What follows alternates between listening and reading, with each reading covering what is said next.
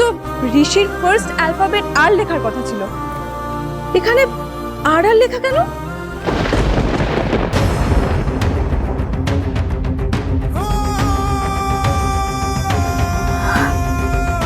আর আর মানে ঋষিরাজ। দিভাই, তার মানে তুই হাতে টুবাইদার নাম লিখেছিস?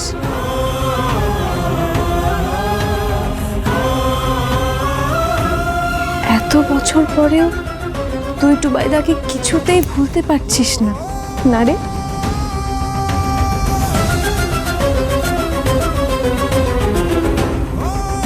আমি টুবাইদাকে কোনোদিনও ভুলতে চাইও না।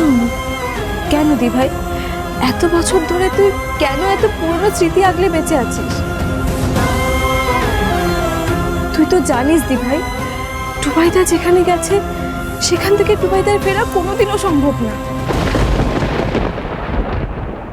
তারপরেও টুবাইদাকে তুই এত ভালোবাসিস। তুই বুঝবি না রে অনু, ভালোবাসা জীবনে একবারই হয়। আমিও সেই ছোট্টবেলায় টুবাইদাকে ভালোবেসেছিলাম। জানিস তো, ছোটবেলার ভালোবাসা না অনেক দূরে চলে গেলে কোনোদিনও ভোলা যায়, বারবার কেমন ফিরে ফিরে আসে।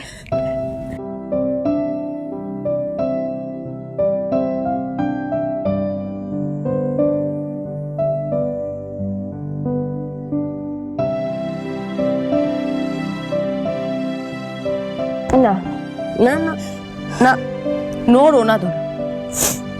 আমি মাসিকে কথা দিয়েছিলাম, আমি হাসি মুখে সবার সাথে আনন্দ করে এই দায়িত্বটা পালন করব। আর দেখ না অনু, টুবাইদার নামটা হাতে লিখিয়েছিলাম বলেই তো মেহেন্দির রংটা এত গাঢ় হয়েছে। জানিস তো, আমি যেমন টুবাইদার মতো আর কাউকে কোনোদিনও ভালোবাসতে পারবো না, টুবাইদার মতনও আমাকে কেউ কোনোদিনও ভালোবাসতে পারবে না রে। আমাদের ভালোবাসা এই মেহেন্দির রঙে ফুটে উঠেছে রে অনু।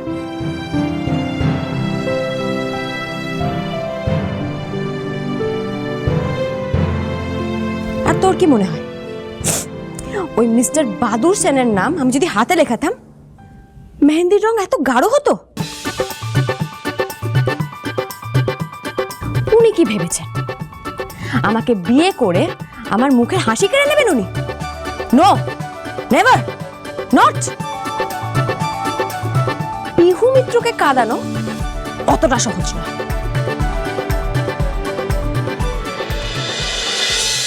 সরি, একটু মেহেন্দি তো লেগেছে, এরম করার কি আছে? আর মেহেন্দিটা তো শুধু আমার নয়, আপনার, আপনিও পড়ুন।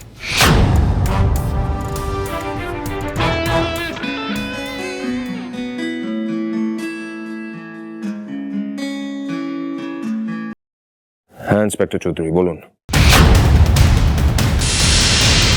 মানে কখন?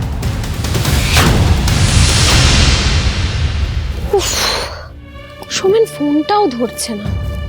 বারবার করে বললাম আজকের দিনটা অন্তত দেরি না করতে, দূর ভাল লাগে না।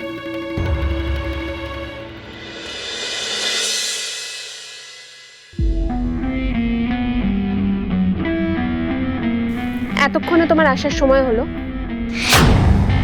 তুমি ঠিক বুঝতে পারো না যে আমি আসছি? একেই বোধহয় ভালোবাসা বলে। চুপ করো। আর এরকম মিষ্টি মিষ্টি কথা বলে না আমায় ঘুষ দিতে হবে না। আমি বলেছিলাম আজকের দিনটা অন্তত তাড়াতাড়ি এসো। আমি তোমার সাথে কথা বলবো না। আহা সোনা, আমি জাস্ট কথা বলবো। ভুল হয়ে গেছে, প্লিজ ক্ষমা করে দাও, রাগ করে থেকো না। আমি কতক্ষণ ধরে তোমার ফোনে ট্রাই করছি, তুমি জানো? ফোনটা ধরছিলে না কেন? মেহেন্দি, সঙ্গীত সব তো শেষ হয়ে গেল। আচ্ছা ঠিক আছে, এই নাও, কান ধরছে, এবার রাগ করো না প্লিজ। সৌমেন, আচ্ছা এত দেরি হলো কেন শুনি? একটা বিশেষ উপহার আনতে। তুমি পিহুর জন্য গিফট এনেছো? হ্যাঁ, পিহুর জন্য গিফট এনেছি। কিন্তু আমার বউয়ের জন্য একটা স্পেশাল গিফট এনেছি।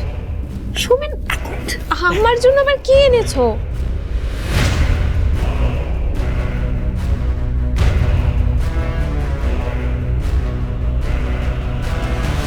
এটা কি সৌমেন? এটা আমি তোমার জন্য একটা ফ্ল্যাট কিনেছি। এত বড় রাজপ্রাসাদ হয়তো নয়, কিন্তু সেই বাড়িতে তুমি আর আমি খুব ভালোবেসে থাকতে পারবো। হ্যাঁ, কিন্তু এসবের কি দরকার ছিল সৌমেন? আমি অল্পেতেই খুশি রুষা। আমাদের একটা ছোট্ট বাড়ি হবে, সেখানে তুমি থাকবে, অনেক ভালোবাসা দিয়ে আমাদের এই বাড়িটা সাজাবো, ব্যাস এইটুকুই আমার ইচ্ছে। বিশ্বাস করো, তুমি থাকলে আমার আর কিচ্ছু লাগবে না।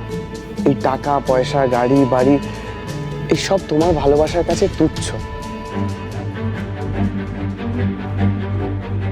রুষা, আমি জানি ঋষি আমাকে খুব ভরসা করে ওর ড্রিম প্রজেক্ট কোহিনূর রাজবাড়িটাকে রিসর্ট বানানোর দায়িত্বটাও আমার কাঁধে দিয়েছে। কিন্তু যত দিন যাচ্ছে না, আমি বুঝতে পারছি এত বড় কাজ করার যোগ্য আমি নই। সবসময় আমার খুব টেনশন হয়, ভয় করে, খালি মনে আমি যদি কোনো ভুল করে ফেলি ঋষির স্বপ্ন যদি ভেঙে যায়। তাই এইটা না। এটা কি Soumen? Power of attorney papers. তুমি বরং কোহিনূর রাজবাড়ির সব দায়িত্ব ঋষিকেই নিতে বলো, আমি আর পারছি না গো। ভাই যখন ভরসা করে তোমার উপর সব দায়িত্ব দিয়েছে, তার মানে তুমি সত্যি সত্যি সব দায়িত্ব ঠিকঠাকভাবে পালন করতে পারবে। আর আমিও জানি আমার যে কোনো জিনিস তোমার থেকে ভালো আর কেউ রাখতে পারবে না। তুমি যেভাবে আমাকে এত বছর ভালোবেসে যত্ন করে কাছে টেনে রেখেছো, তুমি আমার সব জিনিসও ঠিক সেভাবেই যত্নে রাখবে, আমি জানি। আজ আমারও তোমাকে কিছু দেওয়ার আছে। ধরো একটু। এক মিনিট।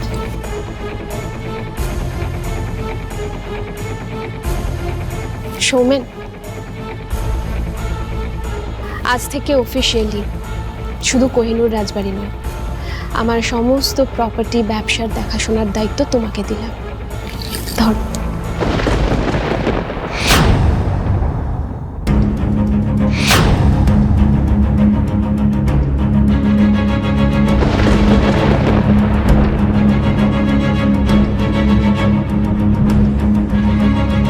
না না রুষা, কি বলছো? এসব আমি নিতে পারবো না।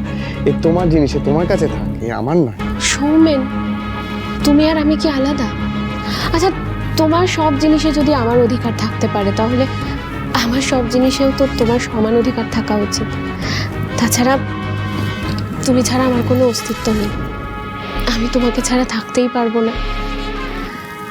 তাই এই সব কিছুর পাওয়ার অফ অ্যাটর্নি তোমাকে দিলাম। ধরো। না,